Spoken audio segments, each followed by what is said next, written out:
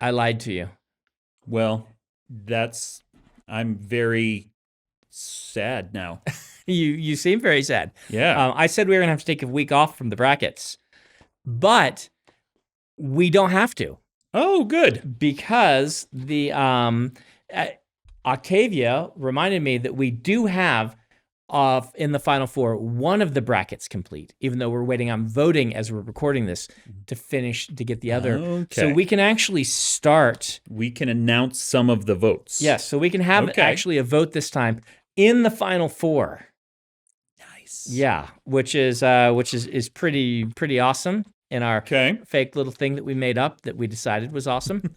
By the way, did you know that if you Google food heists, food heist bracket is like the third result? Nice.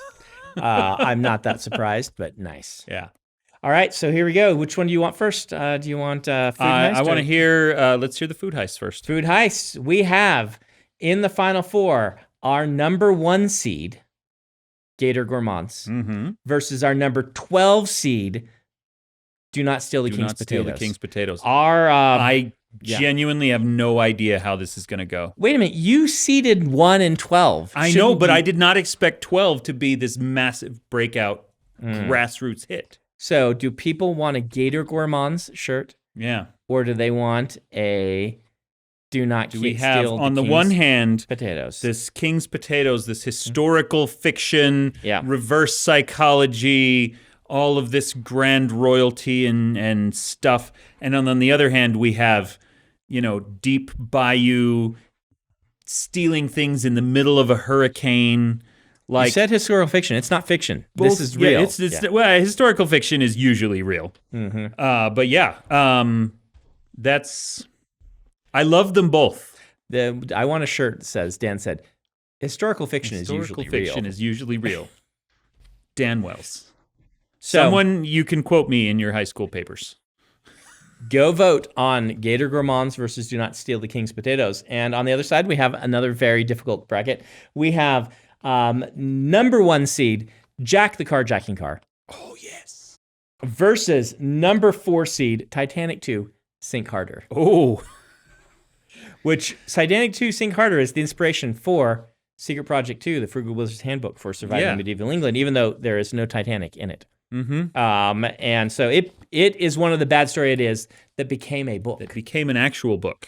Turned into a good story idea that doesn't have most of the elements of the original story idea. No. Which is how you save a bad story idea. So Titanic 2 Sink Harder, I know is a massive fan favorite. The kind of scuttlebutt here in the office is that's going to win the whole shebang. They think? Based on the volume of votes that it's gotten. It's Titanic. But Jack the Carjacking Car is my personal favorite.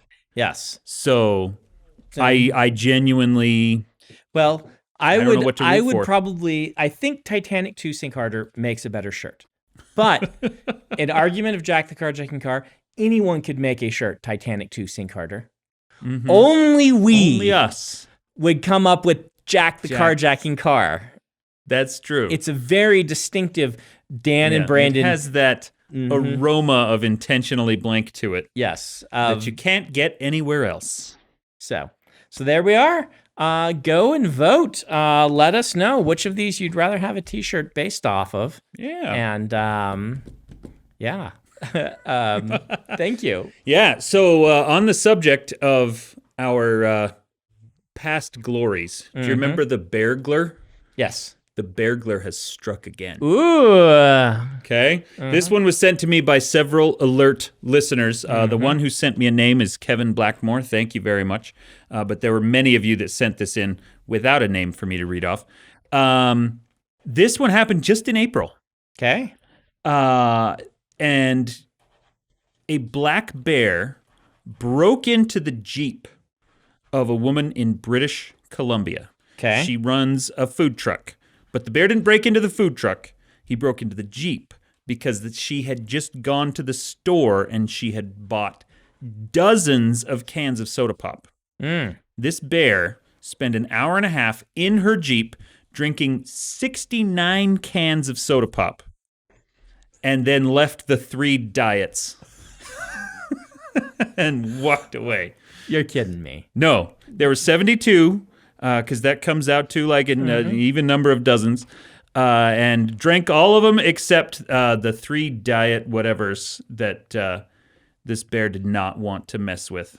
Smart bear. Yeah, bear ripped up the leather interior, broke the window roller handle. There's like, it's wonderful because there's photos, because she just like was in her house watching this from the window the whole time. And so there's photos of her car.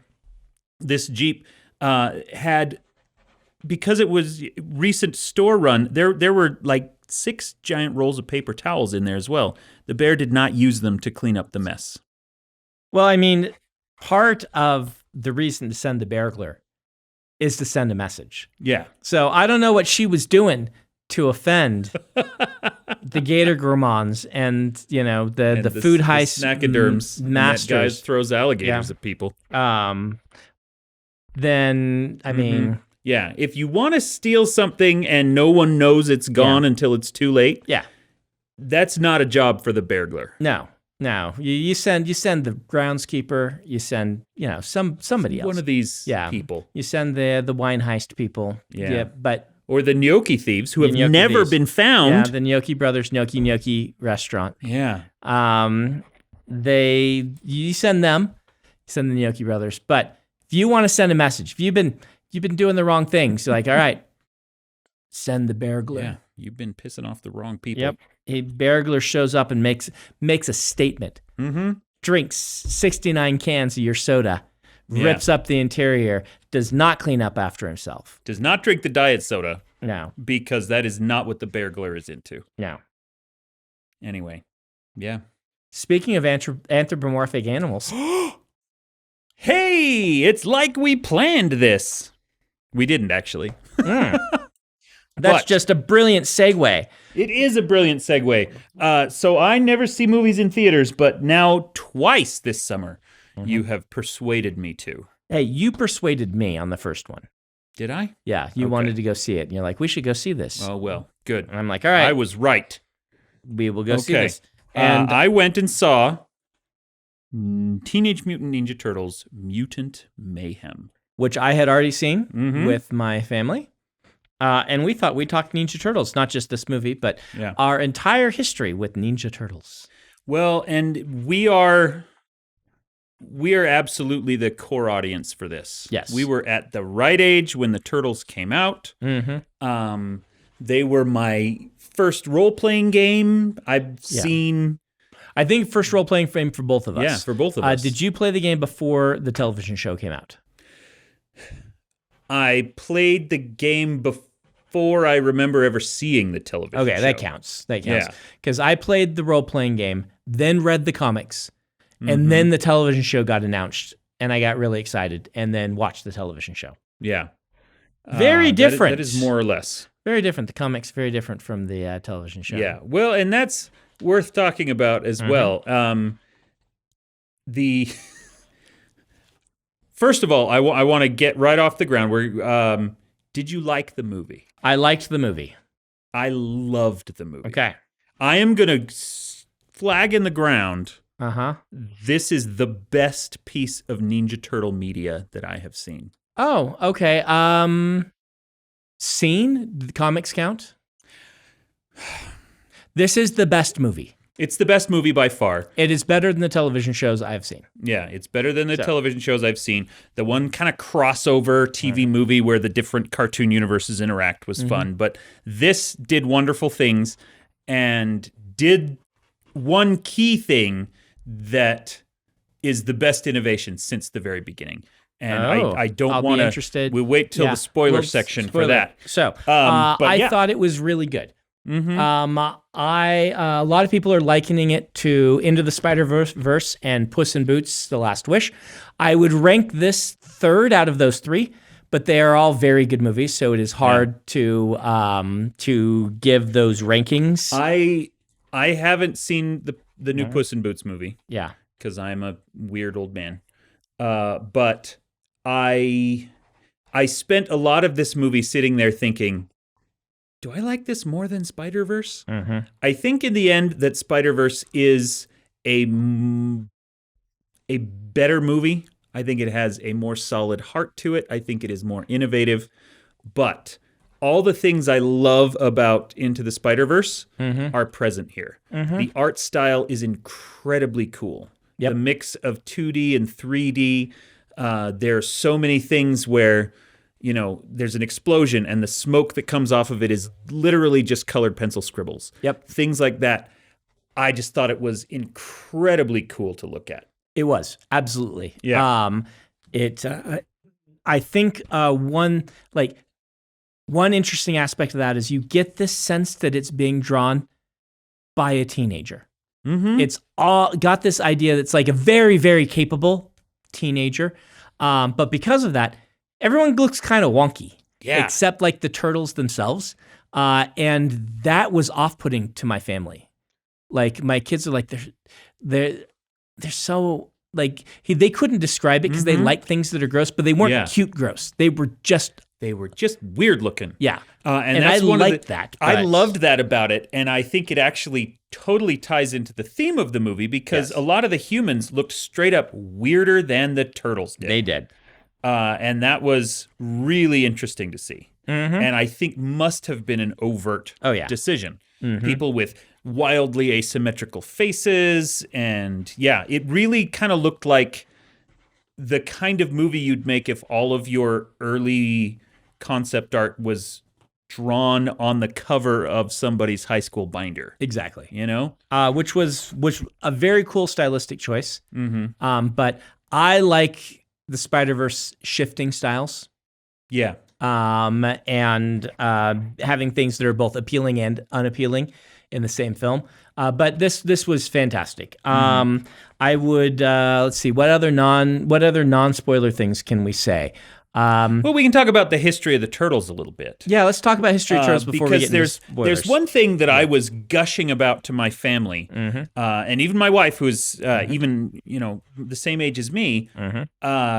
She didn't realize a lot of the history of the turtles, right? Even though she grew up as a turtle fan. Yeah. One thing that a lot of people apparently don't know is that the original comics. I know where you're going. These black and white. It was a super gritty, direct joke about Frank Miller's Daredevil. Yes. And almost to some parody. extent. Not just. Yeah. I mean, it's overt. There's a scene in Daredevil that this is like the Wicked. You know how Wicked is like, you see at Wizard of Oz and then they step off into this? There's a couple scenes in the originals where it's like the Daredevil things are happening. Yeah. Just right off the panel. Yeah. So very, very briefly, the original Marvel Comics origin of Daredevil is that he was a kid who was helping an old man across the street or something like that, and then a canister of some kind of radioactive material flew off a truck, hit him in the head, blinded him, but gave him incredible superpowers. And so there's actually, the original, very number one Ninja Turtle comic shows that same scene with the serial numbers kind of sort of filed off because they didn't have rights to it, but it's obviously that scene.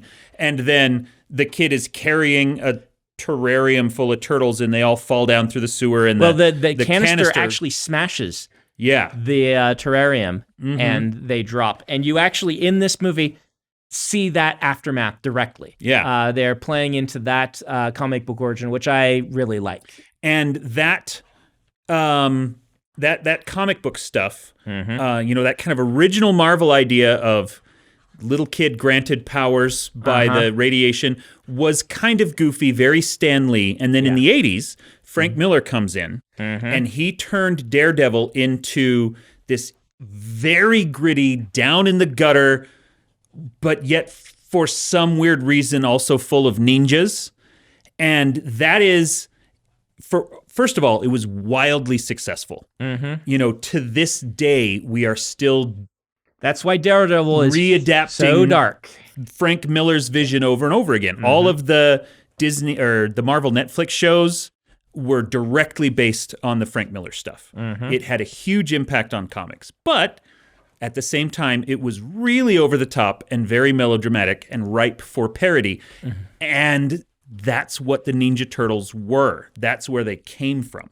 And they did this like, it wasn't meant to be a big thing. No. They did this parody comic, but Eastman and Laird are good storytellers. Mm-hmm. And the art is awesome. Storytellers, very good artists. The writing is great. And everyone's like, we unironically love this as much as anything else. Give us more. And they're like, okay, here's some more. And then people are like, we unironically love this too. Give us some more. And that turned into the Ninja Turtles. And I don't know if it was Eastman and Laird or not, but at some point somebody said, hey, this really weird niche joke about 1980s comics and Frank Miller would have more widespread appeal if we made it bright and colorful and for kids. Yep. And they were right. Yep. It's a very mercenary decision, but a very good artistic decision ultimately, because that's what made them into a huge international media franchise. Yeah. And so that's awesome and that's great. And sometimes, like the movie that came out in the 90s or 2000s or whatever it was. The incredible movie. Yeah. Which was live action. Pretty good movie. It is a pretty good movie. I still like it. That kind of went back to those super gritty origins, but with a little bit of the cartooniness. I mean, everything since has been a mix of the two. Yeah. They back off of the television show's cartoonishness as their audience age, but they never go full on grimdark, which the comics kind of are. Just full on grimdark. Yeah. But there's certain things that have become enshrined into the continuity that were changed by the television show, which are good. The mask colors. So in the original comic, it's black and white, but the covers, they all have them with red masks. All four of them have red masks. So the other big thing is, in the original comic, correct me if I'm wrong, I haven't read it in a long time, Splinter's a man, not a rat who mutates. No, you're gonna do the television shows one. In the television show, it's the Master's pet rat. Yeah, I thought that was the comic think one in the as well. comic, he is actually the man. I swear I've seen the comic panel of rat Maybe silhouetted. I'm wrong. I know Shredder is a man. I think that Shredder and him the Master are. It's been so long. Okay. We looks like we need to have a continuity check. Adam's not here, but maybe Dan, the audio man, Somebody figure or out if the original comic Splinter swear started as a rat or started as a dude. He's like a dude who mutates into a rat, so he takes to the sewers and then raises these things. And then they changed it to the pet rat of the Master, who watched the Master learn do ninjutsu. Yeah, and I want to point out how ridiculous that is. Yes. Right? Like, it is so hard to take this premise seriously. Yes, because that already on its face, the idea that a ninja rat learned ninjutsu by watching his ninja clan master and then ended up in a sewer in New York. Like, that's phenomenally ridiculous. Yes. And I think that's been one of the weird parts of the lore that's always fun, but also kind of just holding it back a little bit. Do we find anything? Yeah, it looks like in the first animated series, yes, was originally a man to a. Oh, so they changed it from the comics. The comic, he was always a rat. Okay, comics there is we so go. It's the inverse. Okay, so. But yeah, so and like the ninja clan that killed Splinter's master, owner, whatever it was the Foot Clan, which is a direct joke on Daredevil always fighting the Hand Clan. Yes. And so yeah, the jokes are all there. Are we ready for spoilers for the movie? Let's talk about spoilers for the movie. Okay, so here's the thing that I think was so brilliant that this movie did. Okay. Is it completely changed that origin story. Okay, I thought that origin story from the movie is my least favorite part of this one. Okay, and I'm with you because I initially was very bothered that they did it differently. But I came around a little bit. So let's see Okay. if you say the same thing. What they did is they took that ninja clan out of it altogether. There is no ninja clan in this movie at all. You're wrong. Am I wrong? Because of the end credit scene.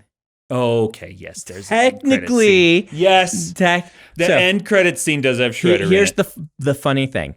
My kids kept leaning saying, "Where's Shredder, Dad? When's Shredder going to show up?" And I kept saying, post credits. This is how you do this these days. It'll be the post credits. It's like because Batman Begins did it so well with like we don't introduce the main villain in the first movie. We leave the main villain for the anyway. Well, what they did is Splinter is just a rat. And unless he's lying, which I suppose they might retcon in a future movie, he was genuinely just a rat on the streets of New York who got into the ooze. There was a guy who was trying to make ooze because he was lonely and he was going to make himself a family of mutant animals because people had shunned him.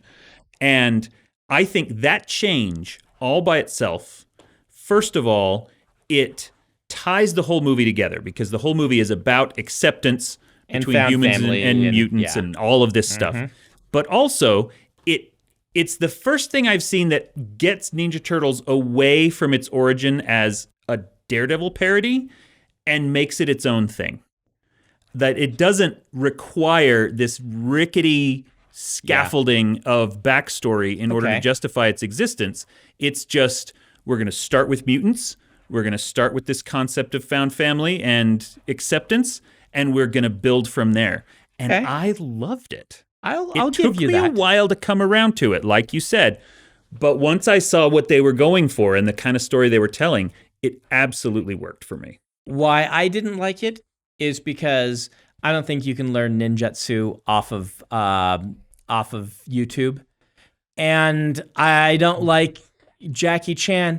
I love Jackie Chan. I don't like how often they're like, we need an Asian ninja master, get Jackie Chan.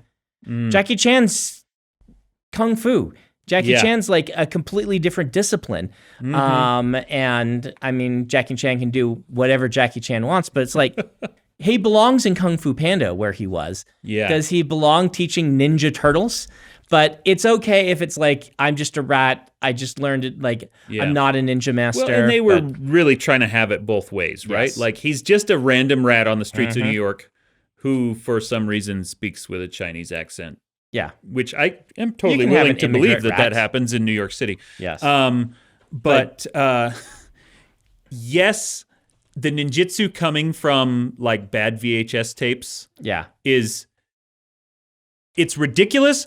It got the biggest laugh of the movie from me. Did it? I laughed out loud when they're like, and so we learned ninjutsu.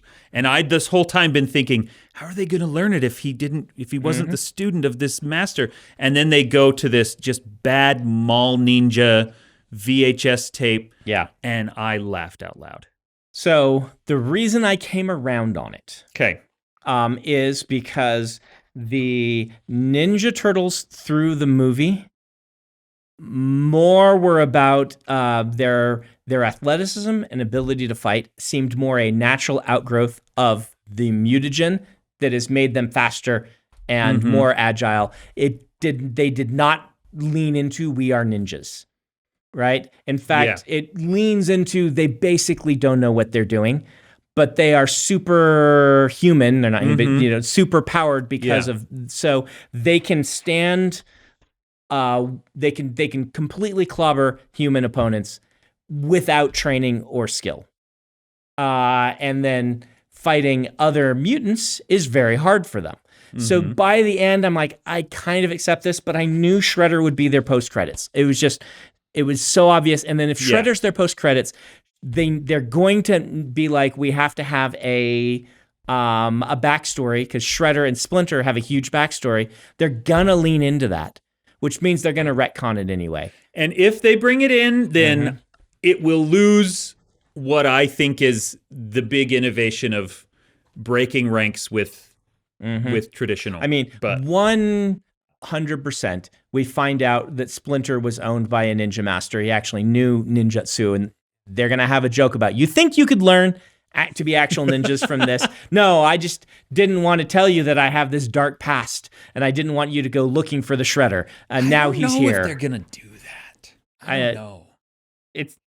It seems pretty clear. Oh. They don't have to. I think they're gonna bring Splinter in, and they're gonna do something different with him. With Shredder in, you mean? Yeah. Okay. Shredder, I mean. Yeah. Okay.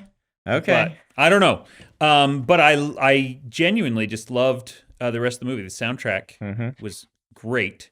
It's really bugging me that Apple Music does not have the soundtrack of the Ninja Turtle movie. Well, Splinter not being a human dude is good. Yes. So, way to backtrack from that, but keep the things from the comics or from the television show. I found the biggest innovation for me for this was not using the same body shape for all the turtles, which I would be willing to bet money happened in the cartoon because they needed to use the same mold for the toys because cartoons were toy selling apparatus. And oftentimes that was the same thing with He-Man. They needed to design. They'd be like, we need a new character. He has to use this mold for his body. We can have a different mold for the head, but he's got to use this mold. And so I wonder, but regardless, having them look different, have passed the silhouette test, as our friend Howard would say, where you see a silhouette of them and you can tell who is who. Makes it's the furthest they've gone in that realm, and it worked really well. Speaking of toys and working with what you have, I've read an interview with one of the guys that worked on He-Man. And the reason that He-Man rides Battle Cat instead of a horse is because that was the only animal they had that was in the right scale for their toy to ride it. That they already had a mold for. Yeah, they already had the mold, and they're like, okay, he rides a cat now. That's going to be awesome. And then that became part of the canon story. I liked the way that the turtles all looked different. They were not as, in the beginning of the movie, they weren't as personality differentiated as I wanted them to be. And it kind of bothered me that, Leonardo, who's the leader, was a terrible leader. And then I realized, oh, wait, they're showing them grow into their roles. Yes. We got to watch Donatello become the smart one. We got to watch Leo become the leader. We didn't have as much Raph problems as we normally have, so that's going to be movie 2 also. Raphael is the loose cannon. Yes. And so that's probably where they're going for that one. But I liked that. I liked the differentiation of the characters. I really like seeing or hearing teenager voices come out of the turtles' mouths. Yeah, they acted like teenagers. All the cast, everyone was a teenager. There was a 19-year-old for one of them, but they're all. Yeah. I think Mikey was like 14, the actor. And what they did with April was really good too, because she's always been an adult journalist, making her just another teenager who wants to eventually be a journalist. I came around. I didn't like it in the trailers. Really? I thought it was pandering, and things like that. But she works really well in the movie. She does. And everyone in the movie has character arcs, and she has a fantastic character arc. And my kids laughed at the barfing. Just, loved that aspect of it. And so I came around. I don't love it still, but I acknowledge it was very well done.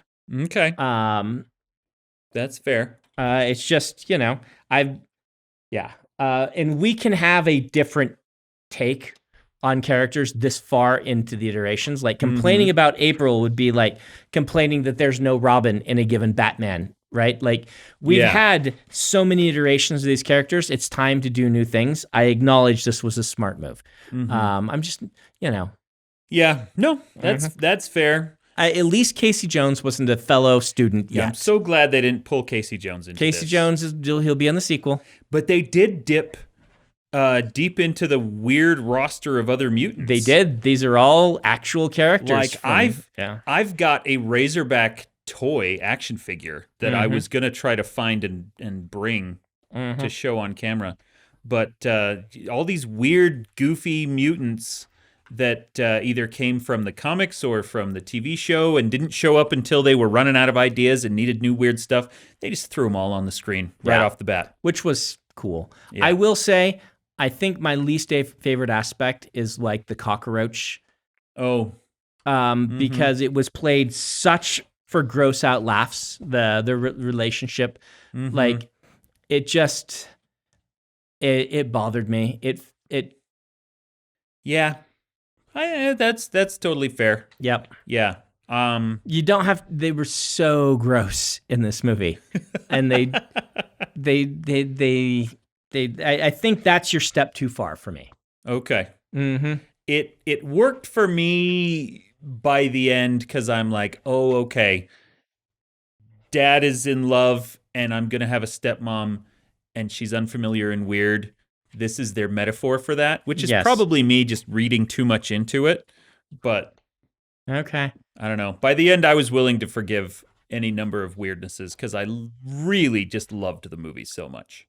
So if I have other criticisms, which are slight, it's a great movie. Everyone should go see it and support it. One reason I would rank it below Spider-Verse for me is not actually a knock against the movie. Okay. It is that I felt that the character arcs and the kind of morals were really on the sleeve, so to speak. Yeah. Really very ham-fisted. Very ham-fisted, which is perfect for my 10-year-old, right? Like, this is actually a movie for 10-year-olds, where Spider-Verse kind of and me isn't, but yeah. Like, you need to be like, here is the moral. We are a family. Look, Leo, you can be a good leader. Tell us what to do. Yeah. I will, and it was very much crayons connecting the dots. Yep. Absolutely.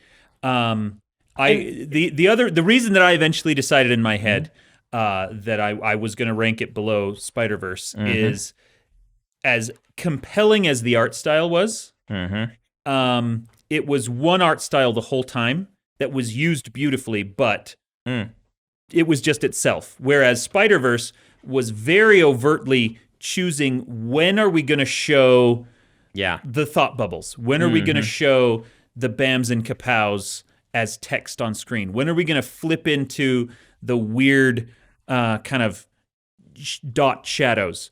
And they were using that art style as part of their storytelling tools instead of just a really beautiful thing. Right. Both of them are incredible looking movies. One of them, I think, in the end, is just way smarter. We're comparing like an 8.5 to a 10 in my mind, right? And the thing about Spider-Verse also, and you haven't seen the second one yet, right? No, I haven't seen Across the Spiderverse. Is that the conflicts and character arcs are so much messier in a real way of like what it's like to be a teenager and what it's like to not have answers and find out that people don't have answers. And Spider-Verse 1 still was a tad more hand-fisted. Spider-Verse 2, it's really nuanced with a lot of that sort of stuff in ways that I like. And it's they are kids movies, and I would recommend them all to kids, but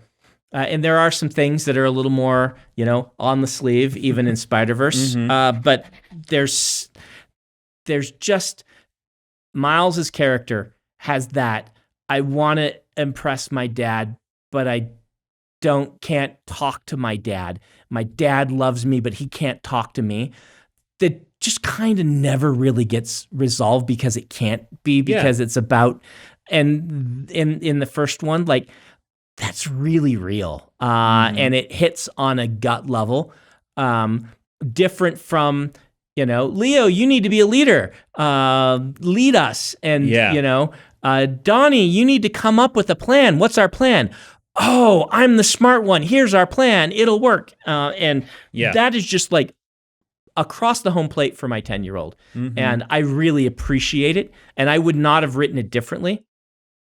But Spider-Verse is working on a different level. And that's 100% fair. It's that Lord and Miller writing that we had in the Lego movie also, that just something about the way they work, they can kind of just knock things up a level even from excellent. So I will say, while we're talking about Spider-Verse, I worked out with Matt today that I now have a budget for what we're calling intentionally blank research. So if I need to go see something like Spider-Verse or whatever, there's now money for that to happen. Well, and since Dan does not go to movie theaters unless forced. Well, we have to go to Dune 2. Yeah. So I mean that's an opening night thing for me, which I haven't done in a long time.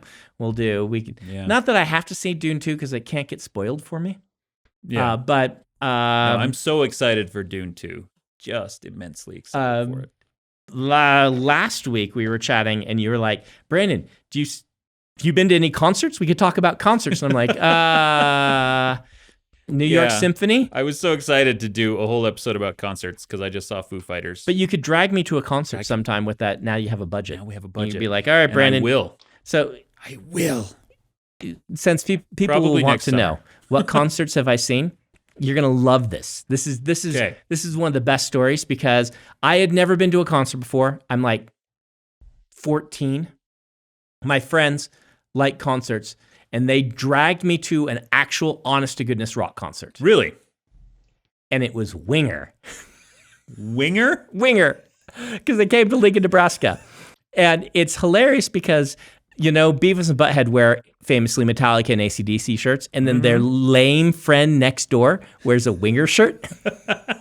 And that's the joke, right? And it just brings me no end of amusement that the concert that my friends... The one rock concert you've seen. Yeah, the one rock concert that I've legit been to is Winger. That's now, so great. I would... what I told Dan is I would enjoy going to a concert if I can sit down and put in earplugs and listen to the music, and I can see what's going on, and I can sit and be like, yes, ooh. Oh, very nice. Very nice. Well done, Mr. Foo Fighters. I mean, I know Dave Grohl, but, tip top. Well done. So if they've got like a box seat for somebody with his monocle and top hat to be like, oh, yes. Yes. Very nice guitar licks there. Yes. Well done, Mr. Mustaine, and your ravaging of that guitar. That's truly the machine has been raged against tonight. Yeah, so Utah got a lot of really good concerts this summer. I saw Foo Fighters, I saw Smashing Pumpkins. We're going to have to see who comes next year. Okay. And I will probably, being who I am, it might be a 90s alternative band that's still touring. But I mean, I like most of those folks. So just if you're a concert organizer here in Utah, you happen to have a box. Do you happen to have a box seat? Bonus points if there's like a concierge there. That I can, they do that. They do that at someone who will feed you grapes during the concerts, concert. right? Use palm fronds to fan you. That's they do that all the time at rock concerts. All the time. Yeah. This is totally rock a thing. Concerts are synonymous with champagne flutes. I mean, I was honestly annoyed at the Winger concert because I couldn't see the band. I was short. Everybody was smoking. Everyone was, throwing beer in the air. I don't know why I was there as a 14-year-old. Yeah. I had to stand on my chair to see anything. I never got to sit down. I just want to listen to the music, man. Let me enjoy the music. But most people enjoy music by acting crazy and yelling and all of that stuff, which I can totally understand. That is not how I enjoy things. Yeah. So we'll find a way to make that work. Before we close our Ninja Turtle episode, I'm going to bring this back to Ninja Turtles. Okay. And I'm going to ask you, which Ninja Turtle were you when you were a kid? I was always Leo because I was the oldest brother. Okay. Right? I was like the responsible one. And Jordo was Michelangelo. He's absolutely a Michelangelo. Yeah, they just straight up. But when we played the video game, it was Donatello. Do you know why? Well, because he had the best weapon. Because he had the best weapon. Because he had the most reach and the best special attack. And so, if you're gonna use somebody with if you're going to min-max, as I sometimes do, you pick the best weapon. You do not pick Raphael, who was just awful. His weapon was terrible. One thing that we've said on this show before is my friend Dongwon talking about magic systems in fantasy. They say the best magic systems have an element of horoscope to them. Where do I fit? Which house am I in? Yeah. That sort of thing. And that, to me, has always been one of the big strengths of the Ninja Turtles. There's a really wonderful, if you ever watched Cracked After Hours. Okay. Did you watch those? I haven't watched. I know what they are. I've seen a couple. Please, out there, if you're listening, look up the Cracked After Hours episode where they talk about the Ninja Turtles, because they make an incredibly good point that I've always thought was really interesting, which is everyone had the same favorite G.I. Joe or the same favorite Power Ranger, but everyone had a different favorite Ninja Turtle because they compartmentalized personality so clearly. In the same way that I know I am a Hufflepuff, I also know I am a Donatello, right? And it's just part of what made them so popular is because we can identify with each turtle in a way that other toys didn't really work. Other shows never really gave us that same level of horoscope. I wonder what the combinations of the Ninja Turtle names would be, because there's what Raven Puffs and things like that. Like, have you encountered this? My kids, none of them are straight up one. They're like, oh, I'm this plus this. Yeah. And they will put the one they're more of first, and then the one they're so. Because there's Huffleclaw and there's Ravenpuff. A Donanardo. So. Micatello. This is awesome. Love this. How's that, Donanardo?